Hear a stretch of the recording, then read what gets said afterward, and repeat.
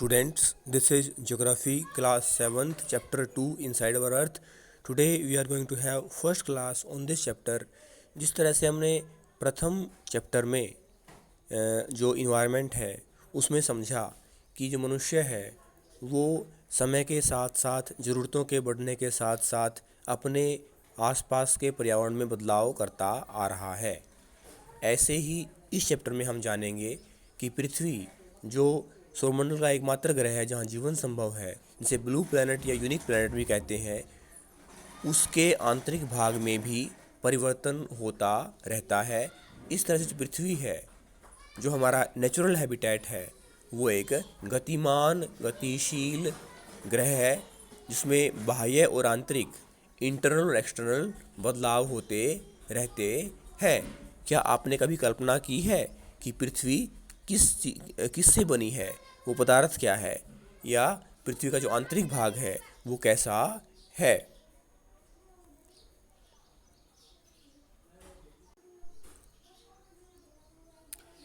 Inside our earth, हमारी पृथ्वी के आंतरिक भाग में, the earth our homeland is a dynamic planet. It is constantly undergoing changes inside and outside. Have you ever wondered what lies in the interior of the earth? What is the earth made up of? जो हमारी पृथ्वी है वो प्याज की तरह विभिन्न परतों से बनी है। इसमें 3 मुख्य परतें हैं, क्रस्ट, मेंटल और कोर। सबसे ऊपरी जो सतह है, जो परत है, जो सबसे पतली है, उसे मेंटल कहा जाता है। उसके नीचे, उसके ठीक नीचे मेंटल है, और आंतरिक भाग की जो परत है उसे कोर कहा जाता है। क्योंकि पृथ्वी का आंतरिक भाग बहुत गर्म है, इसलिए वहाँ तक पहुँचना बहुत मुश्किल है। Just like an onion, the earth is made up of several concentric layers with one inside another. जैसे प्याज की विभिन्न परतें होती हैं, ऐसे ही हमारी पृथ्वी की परतें हैं और इसका केंद्र एक ही है। कंसेंट्रिक लेयर्स यानी सकेंद्रित परतें, जिसका केंद्र एक है। The uppermost layer over the earth surface is called crust. पृथ्वी के ऊपरी सतह की सबसे ऊपरी जो परत है उसे क्रस्ट कहा जाता है।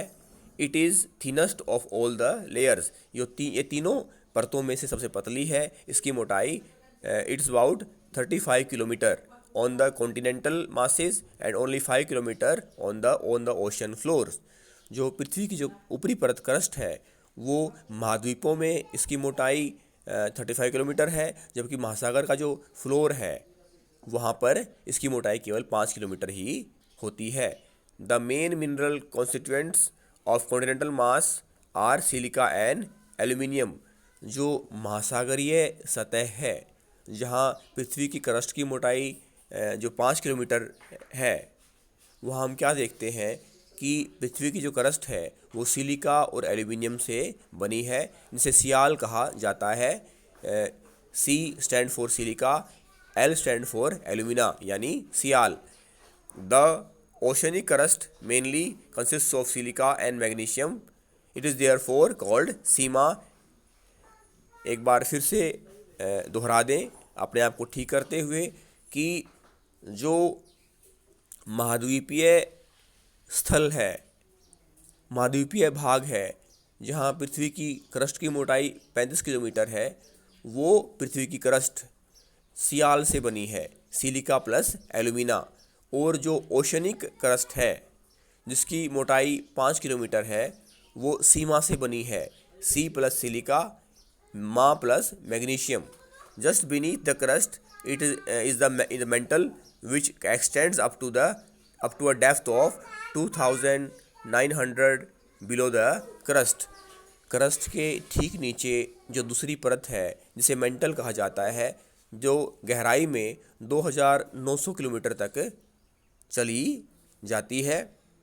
The innermost is the core with the radius of about 3500 kilometre. जो सबसे आंतरिक परत है जिसे कोर कहा जाता है, उसका जो घेराव है वो 3500 किलोमीटर है, यानी सबसे ज़्यादा।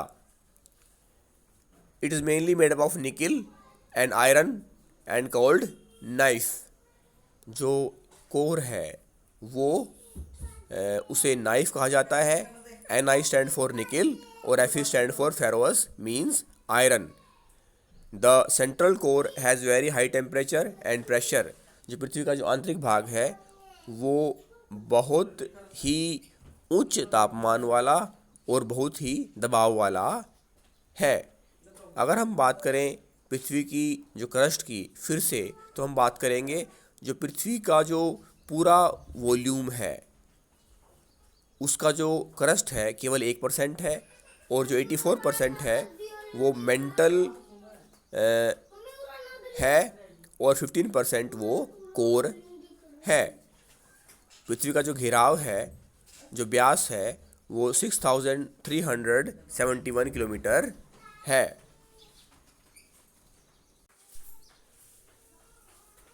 दुनिया की सबसे गहरी जो खान है वो साउथ अफ्रीका में है, और जिस तक पहुंचने के लिए इंजीनियर्स ने 6 किलोमीटर तक गहरा जो सुराग है वो करना पड़ा। पृथ्वी का आंतरिक भाग इतना गर्म है कि उस तक पहुंचने के लिए हमें 6000 किलोमीटर तक खुदाई करनी होगी, और वो भी जो महासागरीय क्रस्ट है वहाँ पर। जो क्रस्ट है, जो पृथ्वी की ऊपरी परत है, वो कॉन्टिनेंट्स का जो एरिया है जहाँ महाद्वीप है वहाँ इसकी मोटाई 35 किलोमीटर है, और समुद्रीय जो क्रस्ट है, महासागरीय जो क्रस्ट है, उसकी मोटाई हम 5 किलोमीटर देखते हैं।